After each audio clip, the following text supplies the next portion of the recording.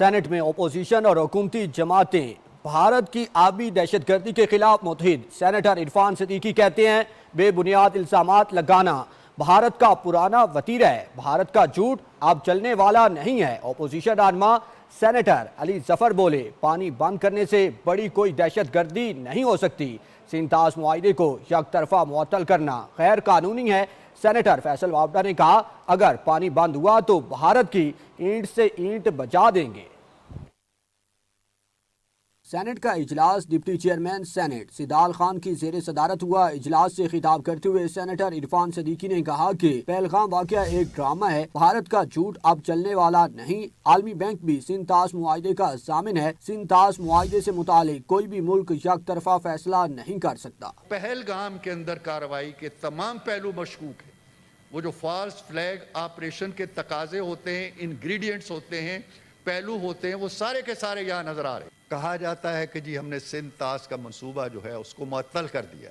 یہ میرا اور آپ کا معاہدہ نہیں ہے، اس کے اندر ورلڈ بینک بھی ہے، اس کے اندر اور بھی ادارے موجود ہیں، تم ایسا نہیں کر سکتے۔ سینیٹر علی ظفر نے خطاب کرتے ہوئے کہا کہ پاکستان پر بھارتی الزامات بد نیتی پر مبنی ہیں، بھارت کا اصل مقصد سنتاس معاہدے کو ختم کرنا ہے۔ نریندر مودی الزام لگانے سے پہلے اپنے گریبان میں جھانکے، نریندر مودی بھارت کو تباہی کی طرف لے جا رہے ہیں، پانی بند کرنے سے بڑی کوئی دہشت گردی نہیں ہو سکتی۔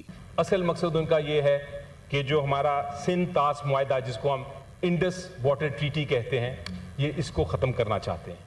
میرا خیال ہے ان کو اپنی گریبان میں پہلے دیکھنا پڑے گا what are they doing in Kashmir.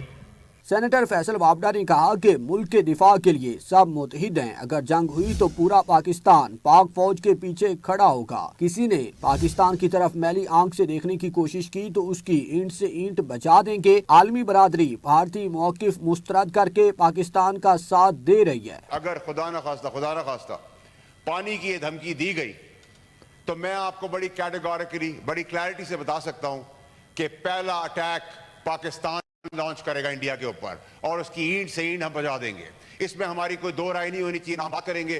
ہمارے ملک میں ہم سب یکجا ہیں جب بات آ جائے ہمارے ملک کی۔